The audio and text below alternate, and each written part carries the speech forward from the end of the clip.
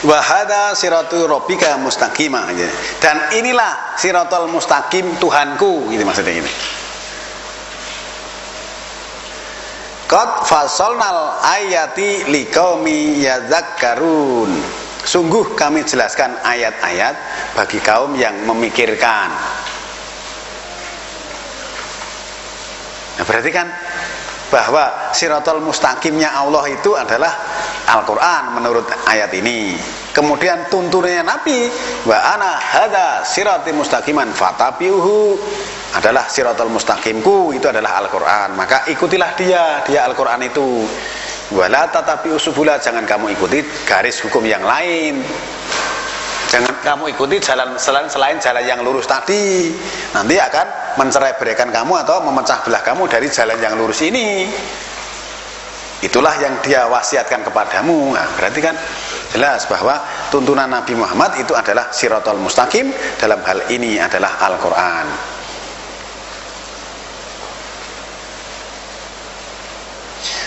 Surat 40 ayat 52 dan 53.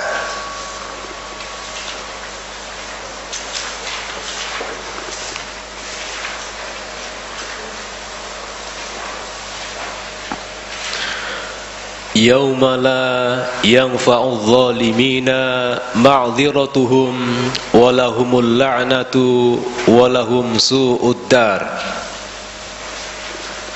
Surat 40 52 ya maksud saya. 42. Surat 42. Tad'unani liakfura billahi wa usyrika bihi ma laysa li bihi ilmun wa ana ad'ukum ilal azizil ghaffar. Coba sebentar ya. 42, 52, 53. 52, 53. Surat nomor 42 ayat 52, 53.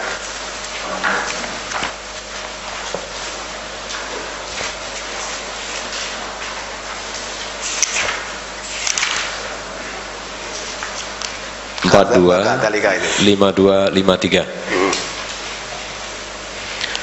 Wa kadzalika auhayna ilaika ruham min amrina ma kunta tadri mal kitabu walal imanu walakin ja'alnahu nuran nahdi bihi man nasha'u min ibadina wa innaka latahdi ila siratim mustaqim. Dan langsung Siratillahi alladhi lahu ma fis samawati wa ma fil ard ala ilallahi tasirul umur.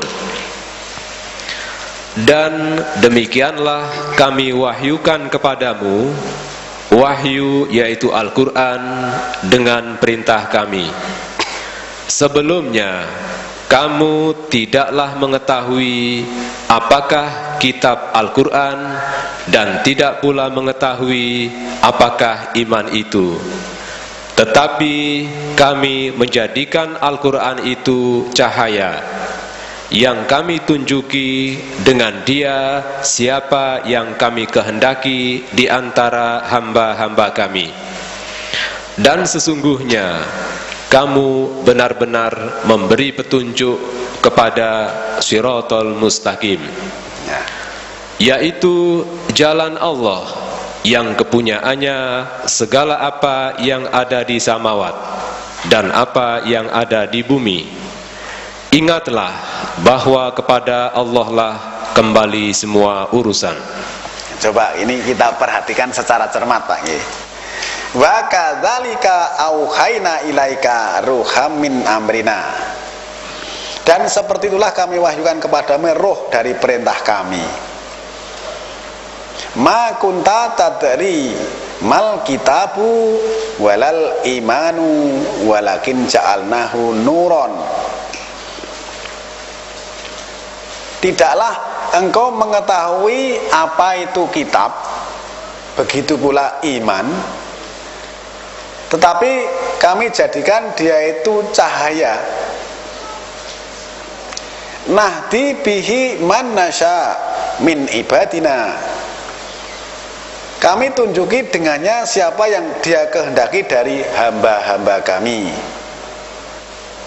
Wa innaka la tahdi ila siratim mustaqim. Dan sesungguhnya engkau kami tunjuki pada siratal mustaqim. Kemudian ayat berikutnya, siratil lahil ladzi lahu ma fis samawati wa ma fil ard ala ilallahi tasirul umur. Yaitu siratnya Allah gitu deh. Coba sirat itu coba kita tulis sirat aja gitu maksudnya. Di sini nanti bahwa kamu ditunjuki kepada siratal mustaqim, yaitu siratilah, siratnya Allah gitu Pak. Maka saya katakan sirat itu tuntunan. Kalau mungkin di situ diartikan jalan, ya berarti jalannya Allah. Kemudian belakangnya ada keterangan gitu. Alladzi lahu ma fis samawati wa ma fil ard. Baginya apa-apa yang di samawat dan apa-apa yang di bumi. Ala ilallahi tasirul umur. Bukankah kepada Allah itu semua urusan? Nah, berarti kan sirat ini tadi kan juga berlaku baik di samawat maupun di bumi. Maksudnya gitu loh Pak. Bahwa petunjuknya Nabi tadi, Nabi pada waktu sebelum menerima wahyu tidak tahu apa itu kitab dan juga iman.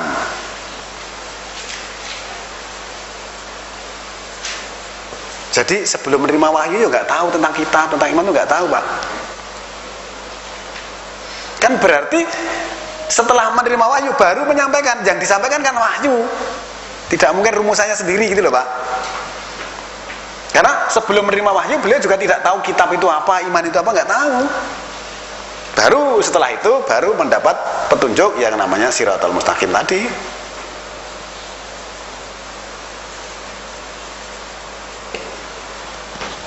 Kan dari nabi-nabi tadi kan sama.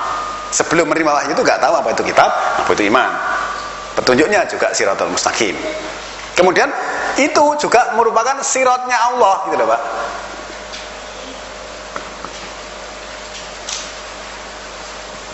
Terus baginya, bagi Allah itu apa-apa yang di samawat dan apa-apa yang di bumi. Nah, berarti kan sirat ini tadi kan berlaku juga di samawat dan di bumi. Bukan hanya berlaku di bumi. Benar kalau begitu bahwa Allah itu Rabbul Alamin. Al-Quran adalah rahmatan lil alamin. Surat 21 ayat 107 itu bahwa Rasul itu diutus sebagai rahmatan lil alamin.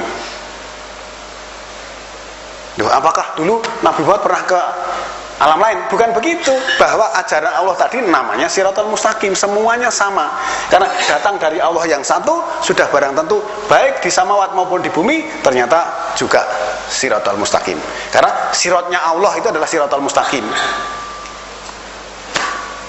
Kan kemarin sudah kita jelaskan pada waktu awal pertemuan itu bahwa seluruh petunjuk Allah itu namanya siratal mustaqim. Dan ternyata sirat itu juga berlaku di samawat maupun di bumi ini. Kemarin juga sudah kita lihat surat ketiga ayat 83 bahwa Islam itu adalah agamanya Allah, Allah Rabbul Alamin, maka Islam itu juga berlaku di samawat dan di bumi.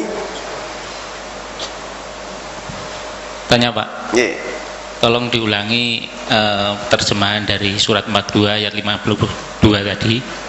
Ada kata-kata ruh tadi Pak. Jadi kami Bapak terlalu cepat, maka akan saya tulis Pak. Tolong diulangi, terima kasih.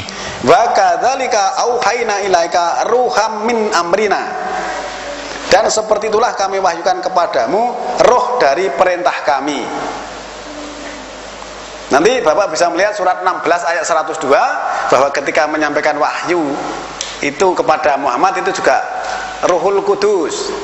Di dalam surat kedua ayat 98 disebut Jibril. Nah, roh itu kalau kita melihat surat 1785 itu tidak boleh dianalisakan karena itu urusannya Allah. Semua hal-hal yang berkaitan dengan roh kita tidak perlu menganalisa. Karena roh itu adalah urusan Tuhan. Nabi pun ditanya tentang roh tidak boleh menjawab. Maka yang menyampaikan wahyu itu disebut Ruhul Kudus di dalam surat 16 ayat 102. Surat 26 ayat 193 itu disebut Ruhul Amin. Surat kedua 98 disebut Jibril. Maka antara Jibril dengan malaikat dipisahkan di dalam surat kedua 98 itu. Itu kan dipisahkan antara Jibril dan malaikat. Surat kedua ayat 98. Maka di sini juga ada roh dari perintah kami. Nah, roh itu yang diperintahkan atau diutus oleh Allah untuk menemui kepada Maryam ketika itu untuk menghamilkan Isa Al-Masih, itu berwujud seperti manusia yang sempurna. Itu surat nomor 19 atau surat Maryam ayat 17. Itu juga rohnya Allah diperintahkan kemudian mewujudkan seperti seorang manusia yang sempurna. Jadi kalau tentang roh ini analisanya nanti di luar dari pokok bahasan ini, Pak. Ya, Pak, ya. Nah. Jadi kembali lagi kepada keterangan ini tadi bahwa siratnya Allah itu, siratal mustaqimnya Allah itu juga berlaku baik di samawat ini maupun di bumi.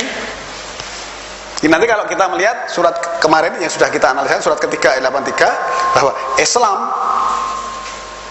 itu juga berlaku baik di samawat maupun di bumi. Apakah selain agama Allah yang mereka cari, padahal agama Allah itu Islam? Surat ketiga ayat 19.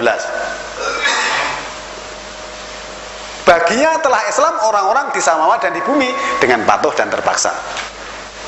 Kan berarti benar kalau begitu siratnya Allah itu berlaku untuk seluruh alam. Karena Allah itu Rabbul Alamin, maka ketentuan Allah yang bernama Siratul Mustaqim berlaku untuk di seluruh alam semesta, khususnya samawat dan bumi.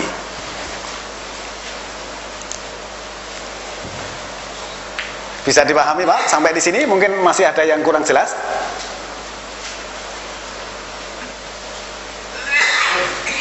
Mungkin ada pertanyaan, kenapa alam semesta kok yang disebut hanya di samawat dan di bumi? Padahal alam semesta bukan hanya terdiri samawat dan bumi. Berdiri bulan, bintang, matahari, kan? Nah, itu nanti akan kita jelaskan pada keterangan yang berkaitan dengan masalah kehidupan manusia. Kemudian kita lihat surat nomor 43 ayat 43 dan juga 44.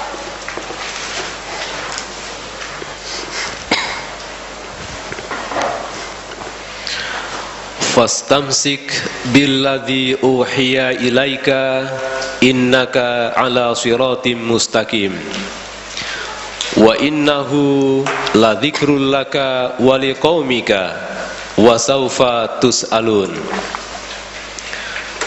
Maka berpegang teguhlah kamu kepada agama yang telah diwahyukan kepadamu.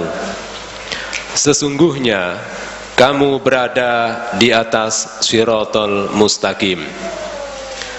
Dan sesungguhnya Al-Quran itu benar-benar adalah pemikiran bagimu dan bagi kaummu, dan kelak kamu akan diminta pertanggungjawaban.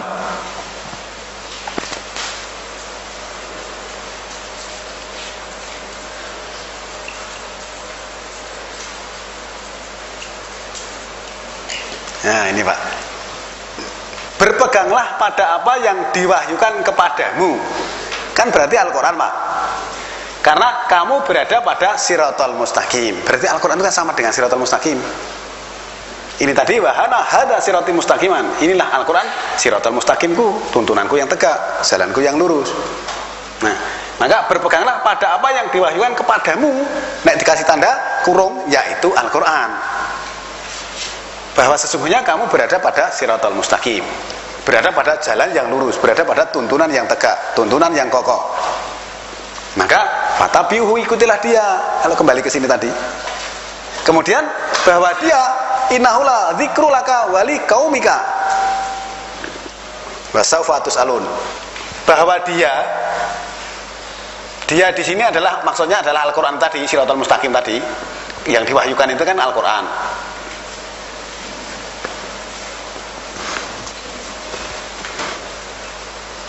Adalah pemikiran. Mungkin ada yang mengartikan peringatan. bagimu dan bagi kaummu.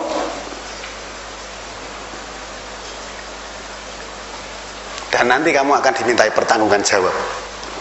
Nah, bahwa Al-Quran itu merupakan pemikiran atau peringatan bagi kamu dan juga bagi kaummu.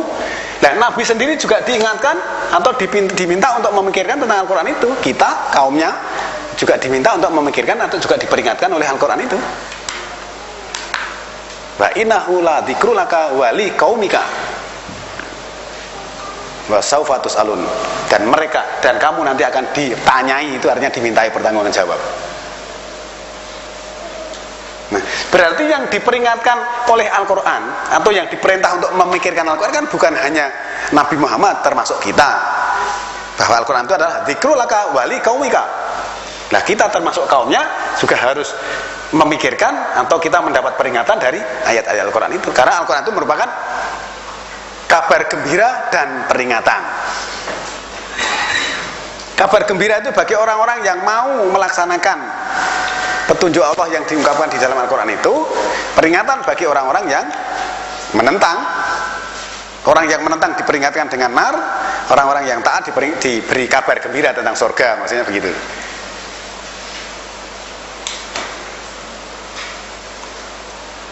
Kan semakin jelas bahwa kalau kita berpikir tentang alam semesta, kita berpikir Allah sebagai Rabbul Alamin, Al-Quran sebagai rahmatan lil alamin, petunjuk Allah seluruhnya namanya Siratal Mustaqim yang diberikan kepada nabi-nabi. Gitu loh, Pak. Kalau ini tadi kan, wah itu nggak nabi semuanya, Pak, itu. Ya nanti semua nabi itu juga Siratal Mustaqim pedomannya.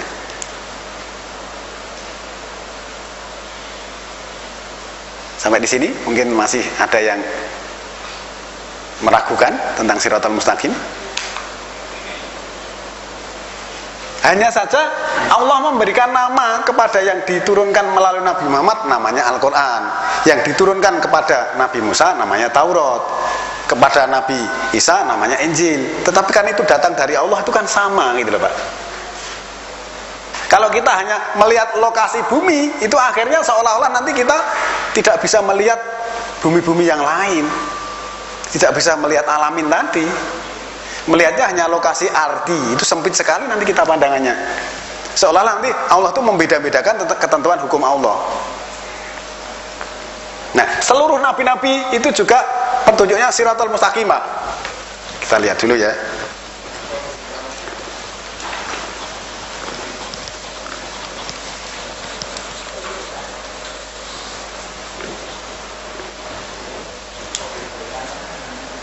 Sekarang kita lihat, kalau nabi-nabi itu kan berarti kan semua nabi. 2 ayat 213.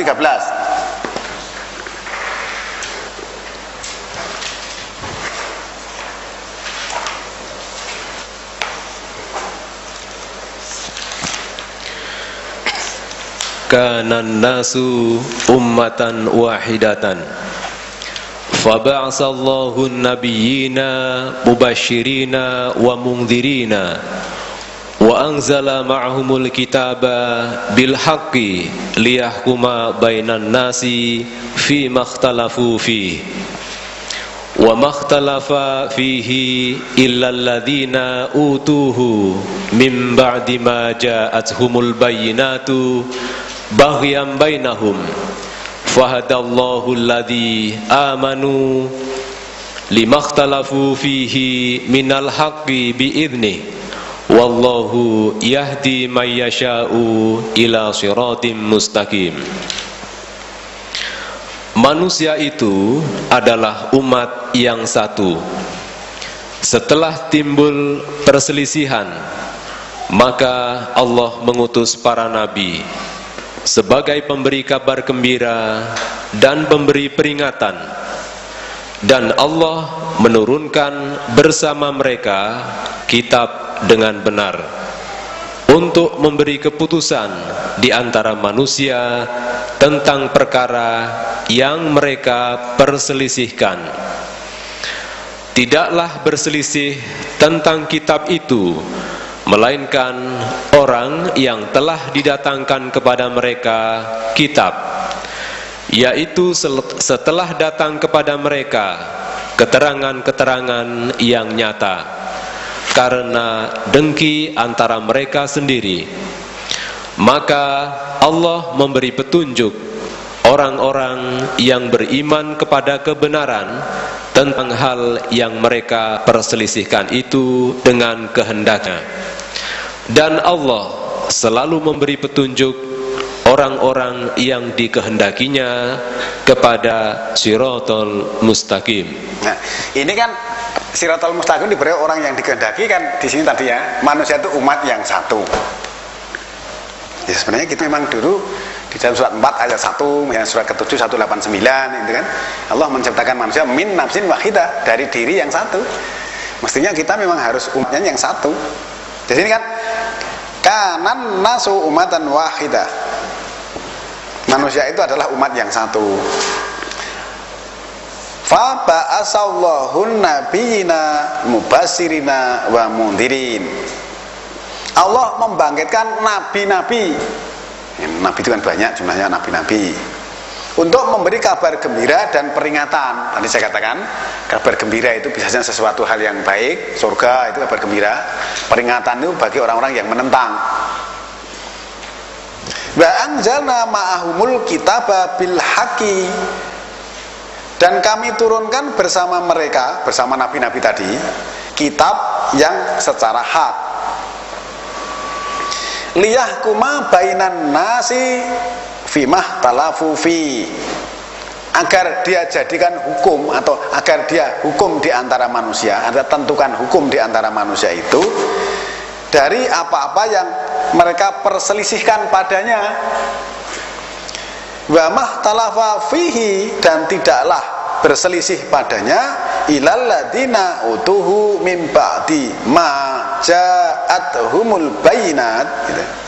Kecuali orang-orang yang didatangkannya sesudah sampai kepada mereka keterangan-keterangan, bagian bainahum, lalu terjadi kedengkian di antara mereka. Fahadallahu alladhina amanu, gitu. Maka Allah menunjuki orang-orang yang beriman limah talahu fihi minal haqi biidnihi, dari apa-apa yang mereka persiskan padanya dari hal yang hak tadi dengan izinnya. Wallahu yahdi may yasha'u ila siratim mustaqim, dan Allah memberi petunjuk kepada siapa yang Dia kehendaki kepada Shiratal Mustaqim. Ini dengan nabi-nabi itu berarti semua nabi, Pak. Itu mengarahkan kepada kaumnya masing-masing juga Shiratal Mustaqim.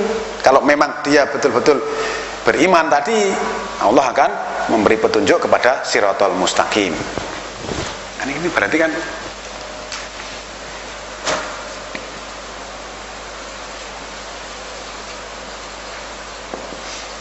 kemudian Allah membangkitkan nabi-nabi.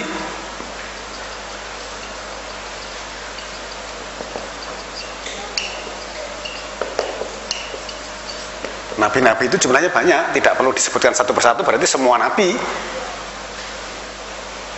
Nah, kalau tadi ada rincian dari beberapa nama nabi yang disebutkan, kemudian di sini nabi-nabi, dan arahnya juga kepada petunjuk yang bernama Shiratal Mustaqim. Kan cukup jelas, Pak. Ada yang bertanya sampai di sini? Monggo, Pak. Assalamualaikum warahmatullahi. Dari luar, Pak? J. Oh ya. Saking Jawi, Pak Minarti. Iya. Nyuwun pangapunten. Ini menanyakan, karena tadi disebut dari nabi-nabi itu, apakah Shiratal Mustaqim yang dibawa nabi-nabi sebelum Rasulullah Muhammad itu sama persis dengan yang dibawa Nabi Muhammad, Pak?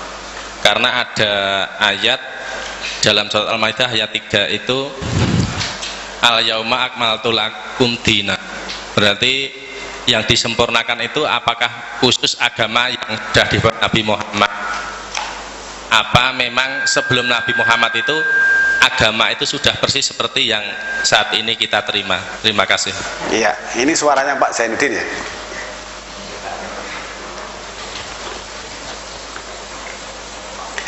Jadi kan sebenarnya sejak awal itu sudah kami jelaskan bahwa seluruh petunjuk Allah tadi Shiratal Mustaqim. Bahkan iblis pun mengatakan bahwa petunjuknya Allah itu Shiratal Mustaqim. Kalau di dalam surat kelima ayat 3, al-yauma akmaltu lakum dinakum, itu kumnya itu kan kepada Nabi Muhammad dan termasuk pengikutnya. Karena di dalam surat 42 ayat 52 dan 53 tadi, sebelum Nabi Muhammad menerima wahyu juga tidak tahu apa itu kitab, tidak tahu iman. Nah, setelah menerima Al-Quran baru disempurnakan tentang keimanannya, gitu loh Pak maksudnya. Tetapi perlu diketahui bahwa Al-Quran yang disebut Shiratal Mustaqim itu merupakan juga milah Ibrahim di dalam surat 6 ayat 161. Coba tolong diulangi lagi. 6 161.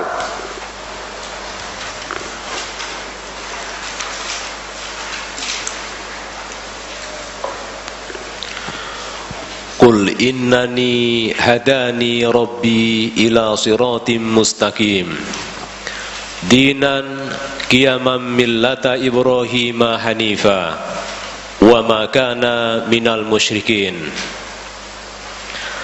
Katakanlah, sesungguhnya aku telah ditunjukkan oleh Tuhanku kepada Shiratal Mustaqim, yaitu agama yang benar, agama Ibrahim yang tegak. Dan Ibrahim itu bukanlah termasuk orang-orang yang musyrik.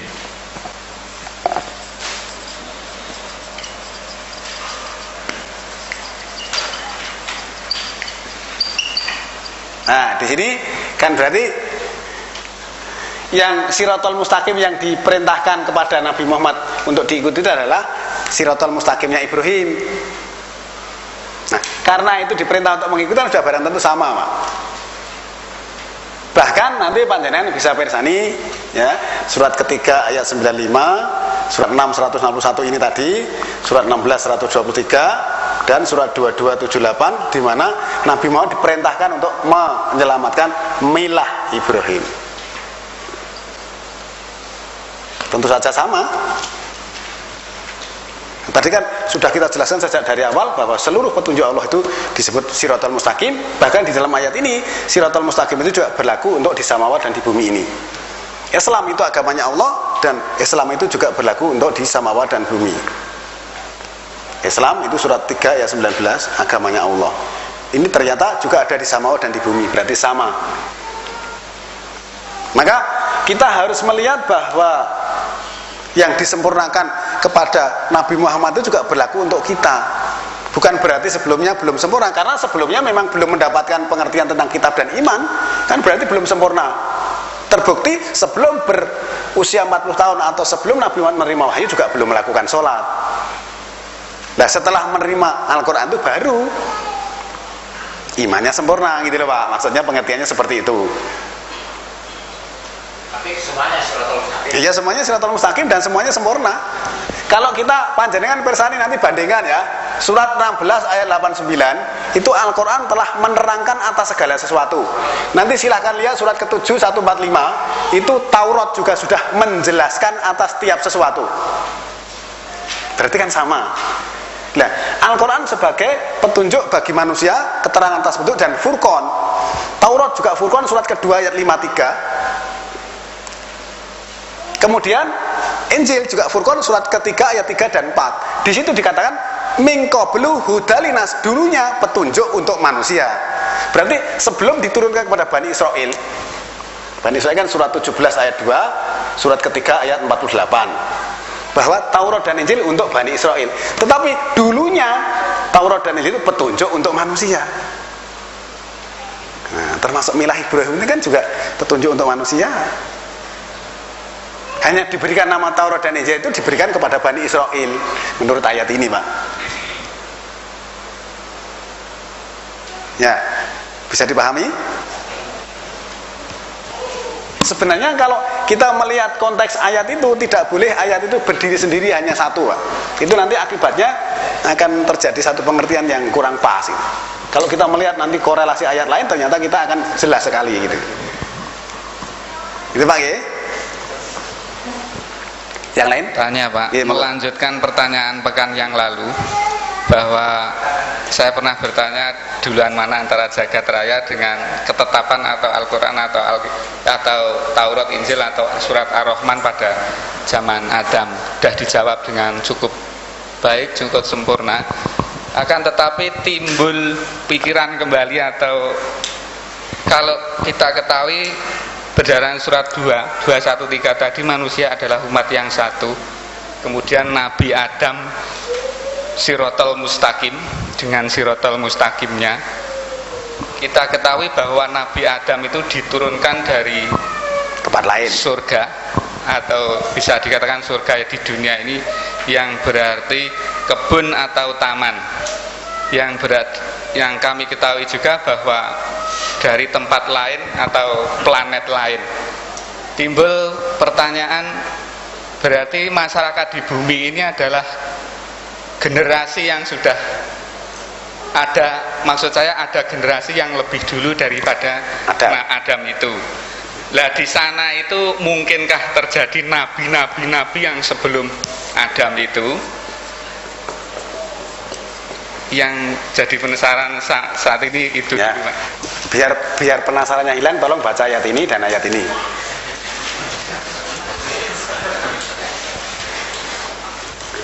Enam 133 dan surat 17 ayat 55. Wa rabbukal ghaniyyu dzurrahmah iyyasha yudhibkum wa yastakhlif min ba'dikum ma yasha'u kama ansha'akum min dzurriyyati qaumin akharin.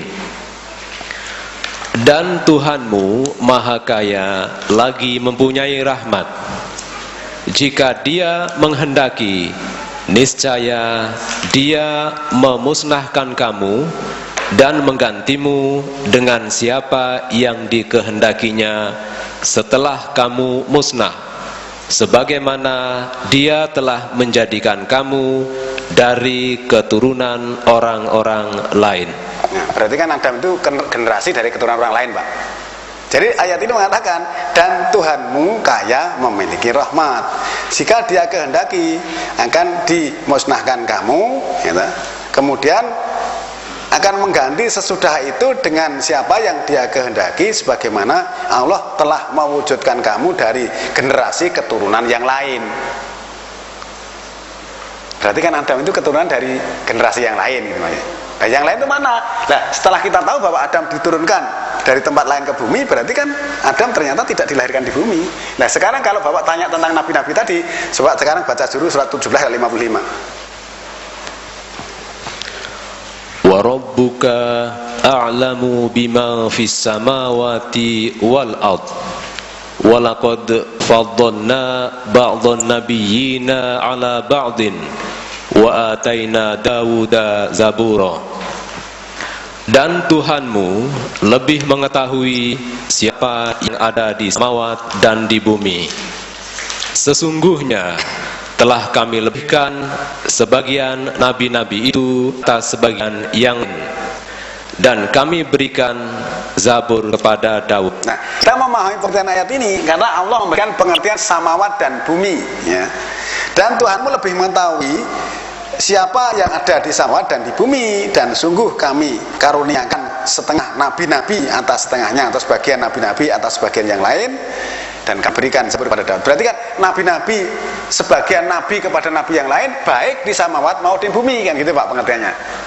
Berarti kan di sana juga diberikan nabi-nabi yang juga membawakan ayat-ayat Allah. Karena di sini tadi bahwa sirotnya Allah itu adalah berlaku bagi yang ada di samawat dan di bumi. Kemudian Islam itu berlaku di samawat dan di bumi. Allah itu adalah Rabbul Alamin.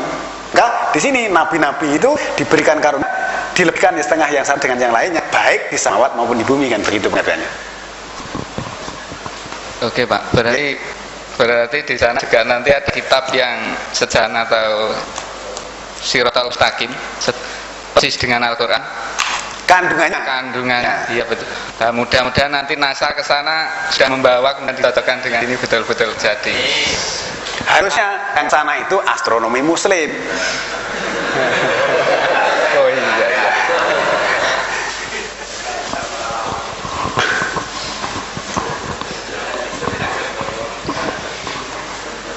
Kita harus sadar bahwa Allah itu satu, Pak. Ketentuan hukumnya itu mesti akan berlaku di seluruh alam. Tidak mungkin Allah membeda-bedakan, gitu ya. Sehingga dengan pengertian seperti itu, nanti kita akan bisa pahami bahwa Allah tidak pernah membeda-bedakan yang satu dengan yang lain. Kalau surat ke-383 tadi sebenarnya cukup jelas itu. Afa ghairotin yabguna.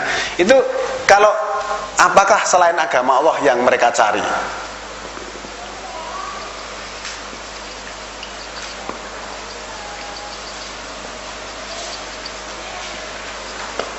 Yang mereka cari.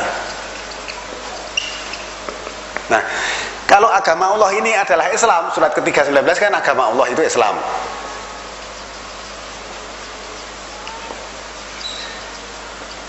Itu Islam. Maka agama Allah ini bisa dikasih ganti atau diganti dengan istilah Islam tadi. Apakah selain Islam yang mereka cari? Walahu aslama, padahal baginya itu nya Allah telah Islam. Aslaman orang-orang di samawat dan di bumi. Nah, karena Islam itu agamanya Allah, kemudian Islam di samawat dan di bumi kan sudah barang tentu sama jalannya. Ya, kan tidak mungkin beda gitu loh, Pak. Nanti kalau beda ini pada protes nantinya. Allah itu tidak mungkin akan membedakan yang satu dengan yang lain. Justru kadang-kadang yang membuat perbedaan itu justru malah manusianya sendiri. Allah tidak pernah membedakan, tetapi justru manusia kadang-kadang membeda-bedakan. Wah, itu nggak bisa begini menurut pendapat saya. Nanti sana, menurut pendapat saya beginilah. Kalau pendapat saya kan beda. Kita supaya memberikan hukum, menentukan hukum kepada manusia itu dengan bima arokallah. Surat 4 105, coba dibaca sekali lagi.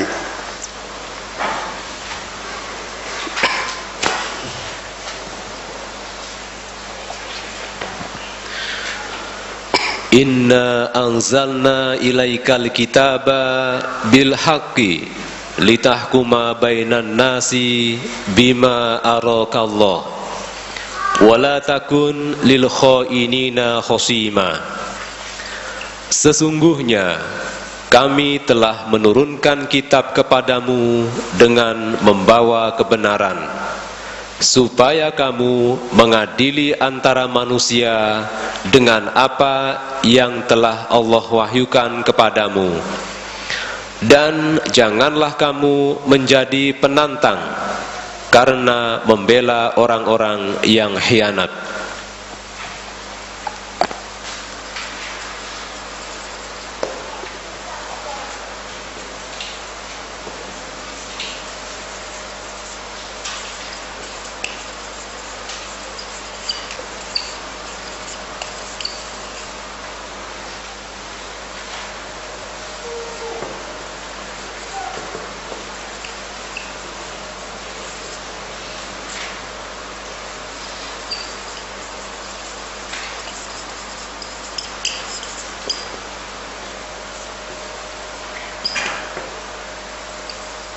Nah ini Pak, sesungguhnya kami telah menurunkan kepadamu kitab secara hak, litahkuma bainan nasa bima arokallah, agar kamu menghukum kepada manusia, artinya menentukan hukum kepada manusia. Bima arokallah, dengan apa-apa yang Allah perlihatkan kepadamu. Orang kadang-kadang mengartikan dengan ro'iyunya Allah. Kamu jangan malah menjadi penantang hanya untuk membela orang-orang yang berkhianat.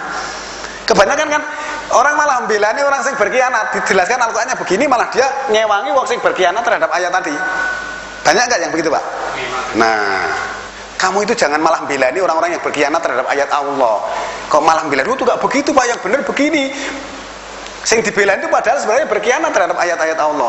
Di sini kan Allah menegaskan bahwa telah aku turunkan kepadamu kitab secara hak, litahkuma bainan nasa bima arokallah, agar kamu menghukum, itu artinya menentukan hukum bagi manusia itu dengan apa-apa yang Allah perlihatkan kepadamu, dengan ro'iyunya Allah tadi. Nah Allah sudah memperlihatkan bahwa seperti tadi contohnya, Allah kan memperlihatkannya di sini Pak, dabah, orang mengartikan binatang melata. Kemudian Allah memperlihatkan bahwa dabah itu bukan binatang melata setelah dipelajari di dalam 24 ayat 45 tadi. Ini kan Allah memperlihatkan bahwa dabah itu yang artikan binatang melata nggak cocok di dalam ayat ini. Maksudnya seperti itu.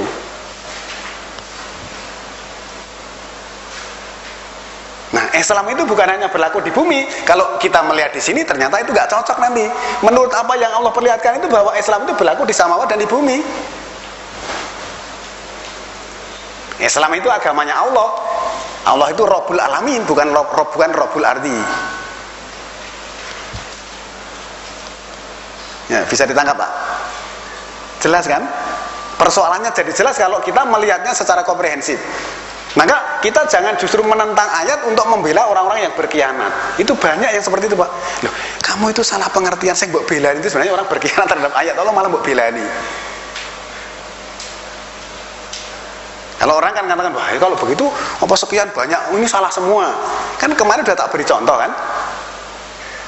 Waktu saya masih kecil, itu nenek saya bilang gerhana bulan itu bulannya caplok buto hijau. Itu mungkin orang sak pulau Jawa itu punya kepercayaan begitu semua. Ya, sak pulau Jawa mungkin semua begitu, orang-orang tua kita maksud saya. Lah, setelah ada salah satu orang yang menemukan si A bahwa ternyata itu salah. Terus nanti apakah wong sak pulau Jawa itu ngomong, wah ini apa? Wong sak Jawa Tengah salah semua, sak pulau Jawa salah semua, dan ternyata memang salah semua. Yang betul hanya A itu seorang diri. Kan kenyataan seperti itu Pak. Kalau seperti tadi saya contohkan misalnya, kalau dulu katanya kitab suci semakin tebal.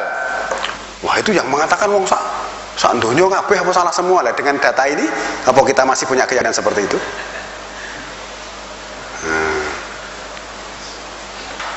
Itu loh Pak. Maka merubah pola pikir itu memang perlu adanya satu kesadaran untuk mencapai bahwa kekuasaan Allah, wilayah kekuasaan Allah, keberadaan Allah itu Rabbul Alamin. Kita mengenal yang namanya alam semesta. Kita yang mengenal yang namanya jagat raya. Kita mengenal yang namanya seluruh alam. Nah kebetulan aja kita dilahirkan di bumi. Nah ayatnya sudah jelas begini pun kadang-kadang nanti juga kena ayat ini. Kamu itu jangan menentang hanya untuk membela orang-orang yang berkhianat. Ayatnya wis jelas Pak. Apakah selain agama Allah yang mereka cari? Padahal baginya telah Islam orang-orang di samawat dan di bumi dengan patuh dan terpaksa.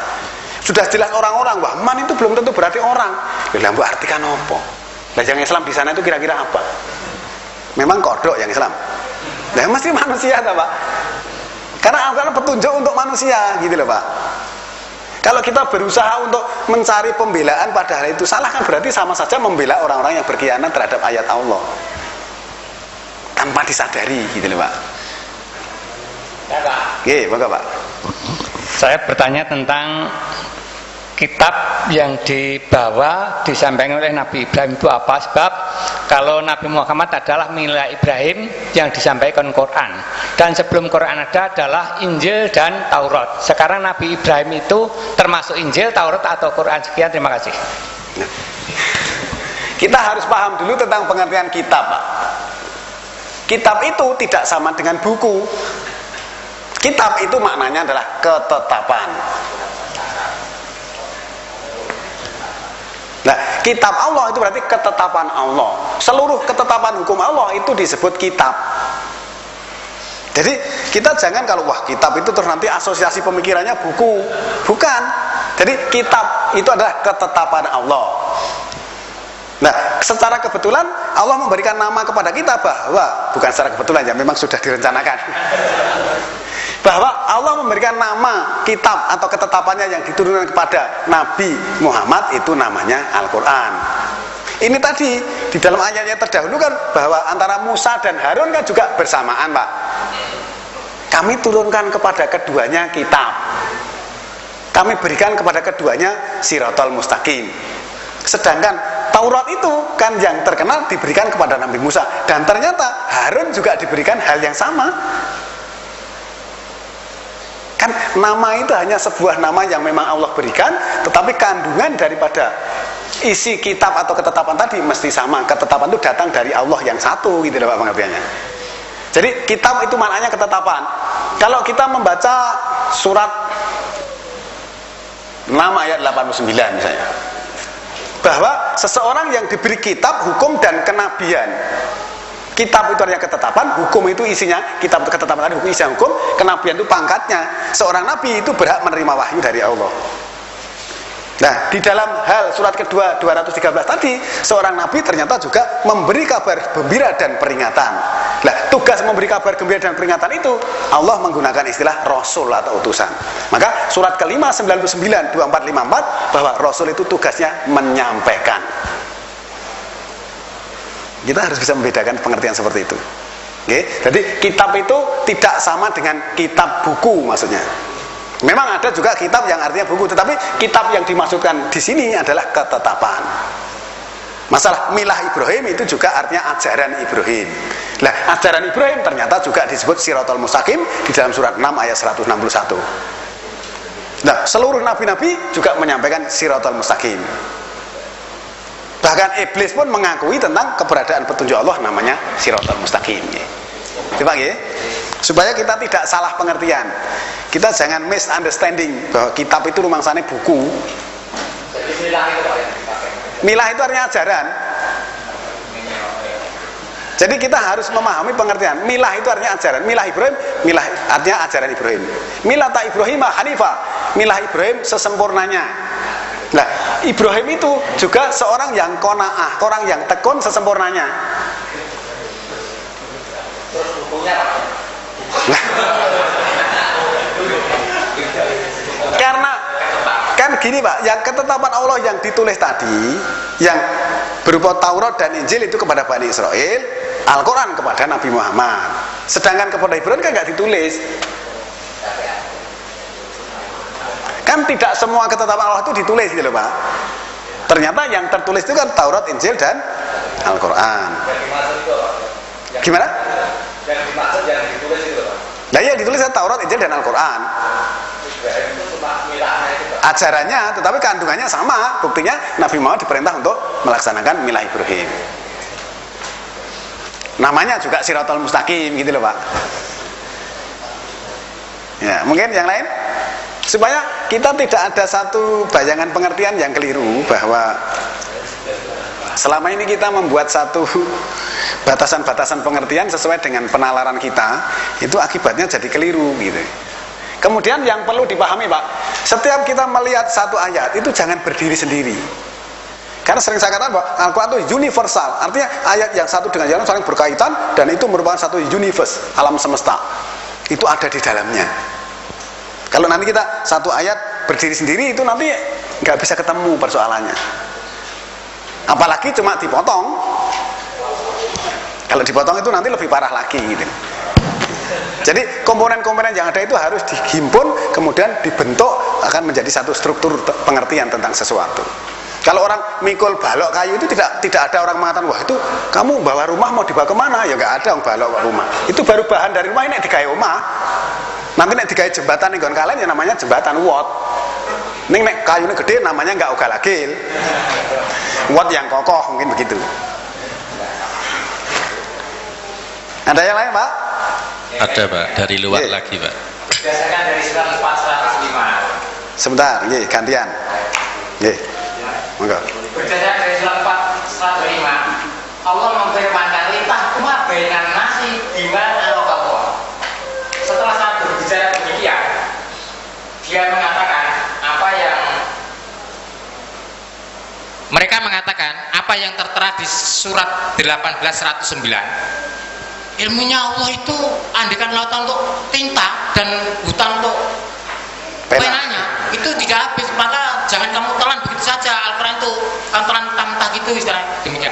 Padahal tadi apa yang tertera di surat 415 ataupun 545, 544 dan sebagainya itu demikian kok. Dia mengatakan apa? Alangkah dustanya dengan ini karena hukum Allah Pak. Demikian ya. Nah sekarang siapa yang pernah menelan Al-Quran? Lah, ini kita bahas dari tadi itu nggak habis-habis tentang Siratal Mustaqim aja nggak habis-habis. Kalau ditelan mentah itu cukup dikumpulkan aja langsung kasihkan, itu namanya telan mentah. Ini dianalisa, ditanyakan, dibahas, dibicarakan. Ini bukan ditelan mentah. Nek ditelan mentah itu, orang ngomong begini-begini nanti dibawa ke sana juga ngomongnya seperti itu. Itu namanya ditelan mentah. Ini tidak. Al-Quran tadi kan bahwa wa innahu la dzikrulaka wa liqaumika, surat 43 ayat 44. Bahwa Al-Quran itulah pemikiran bagi kamu dan juga bagi kaummu. Kan perlu difikirkan. Kalau ditelan mentah itu kan berarti taklid buta tadi, diterima apa adanya, sudah dia nggak mau berpikir. Pokoknya mbah saya ngomong begitu ya begitu. Mudah-mudahan nanti dia nyetel kaset ini. Nah, sehingga dengan pengertian seperti itu kita harus sadar. Monggo Pak, tadi yang satu. Nggih, tasih sami mau Pak. Oke. Al-Quran itu diturunkan berangsur-angsur. Kemudian tadi Bapak mengatakan bahwa untuk memahami ayat Al-Quran tidak boleh berdiri sendiri. Tetapi dalam Al-Quran ini, mengapa untuk memahami sesuatu itu terkadang harus mencari surat yang lain itu Pak. Kemudian apakah dulu penyusunan Al-Quran ini disusun kok tidak per bagian Pak, misalnya membahas masalah kafir, ayat-ayat tentang kekafiran mengapa tidak dijadikan satu, kemudian membahas Nabi dan Rasul juga Pak. Itu menurut pendapat Bapak, apakah penyusunan Al-Quran yang ini itu memang sudah pas seperti yang diturunkan secara berangsur-angsur itu Pak? Intinya pertanyaan ini adalah Al-Quran turunnya tidak sekaligus ya. Kemudian untuk membahas suatu permasalahan ini, mengapa ayat-ayatnya sengaja diletakkan terpisah itu Pak? Terima kasih.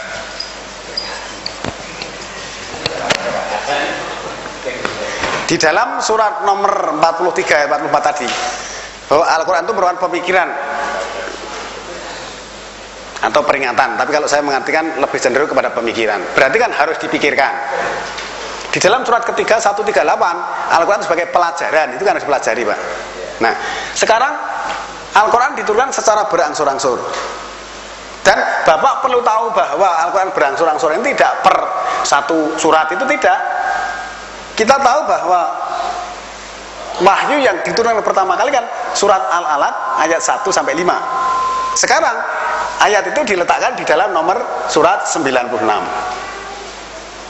Tadinya ayat 1 sampai dengan 5. Kemudian baru ke lain-lain. Kok seperti itu? Kok tidak berurutan? Kita harus paham bahwa kenapa Allah menurunkan seperti ini, bahwa Al-Quran ini tidak sama dengan buku cerita. Nanti panjenengan boleh lihat kitab suci yang lain, artinya selain Islam, itu kan cuma urut seperti cerita. Kalau seperti itu gampang dipalsukan. Gampang gak cerita seperti itu, gampang Pak. Kancil nyolong timun gampang, itu nanti nyusunnya gampang. Tetapi kalau Al-Quran yang seperti ini, orang tidak mungkin bisa memalsukan, walaupun ahli bahasa Arab sekalipun. Ya. Sehingga di dalam hal kita memahami Al-Quran juga harus seperti sejarah turunnya ayat-ayat itu. Sehingga ayat-ayat itu harus dipahami dengan ayat-ayat yang lain. Di dalam ayat ini tadi, di dalam memberikan hukum itu harus dengan apa-apa yang Allah perlihatkan kepadamu. Sekarang kalau Bapak membaca surat kedua 185, di situ ada petunjuk, keterangan atas petunjuk, dan Furqan. Kemudian surat 24 ayat 1, itu setiap satu surat ada ayat lain yang menjelaskan. Surat 41 ayat 3, bahwa Al-Quran itu berbahasa Arab untuk orang-orang yang mengetahui atau orang-orang yang berilmu. Berarti yang mau belajar sebagaimana surat ketiga 138 tadi. Surat nomor 43 ayat 44 juga merupakan pemikiran. Harus dipikirkan.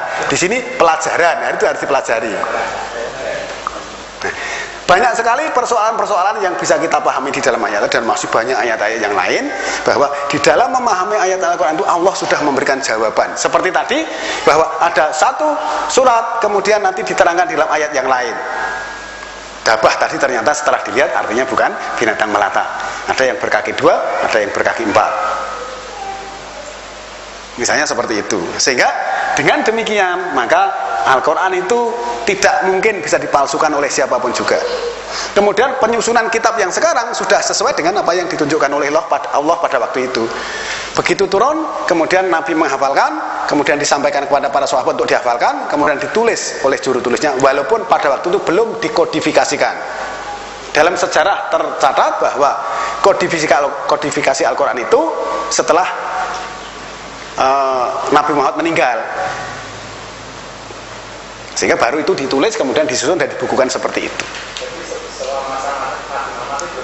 Dihafalkan, ditulis, tetapi belum dikodifikasikan.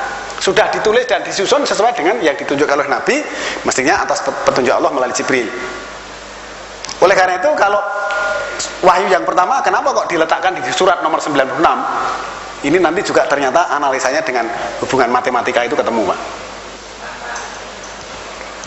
Jadi sebenarnya saya katakan sekali lagi bahwa Al-Quran tidak sama dengan buku cerita.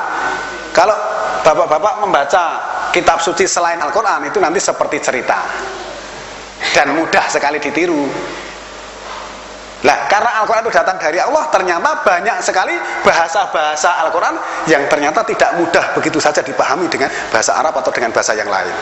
Terbukti kita bisa membuat satu contoh bahwa antara ayat yang satu dengan yang lain, bunyi ayatnya sama, terjemahnya berbeda-beda satu sama lain, walaupun yang menerjemahkan adalah orang yang ahli bahasa Arab. Itulah perbedaan bahasa wahyu dengan bahasa Arab biasa. Kan kemarin kami sudah memberikan contoh kepada bapak-bapak bahwa bunyi ayatnya sama kok, terjemahnya berbeda sekali. Di sini diterjemahkan angin, di sini diterjemahkan malaikat. Di sini di belakangnya, di sini di hadapannya. Di sini tempat tinggi, ya, kemudian di sini bilik. Nah, ini supaya kita menyadari bahwa Al-Quran itu adalah bahasa wahyu datang dari Allah. Disusun kemudian turunnya tidak berurutan supaya kita juga belajarnya seperti hanya seolah-olah pada waktu turunnya itu seperti itu, kita juga belajarnya seperti itu. Karena kalau kita melihat di dalam surat nomor 4 ayat 82, kemudian nanti surat 38 ayat yang ke-29, kita diperintahkan untuk tadabbur Al-Quran. Di sini juga diperintahkan agar supaya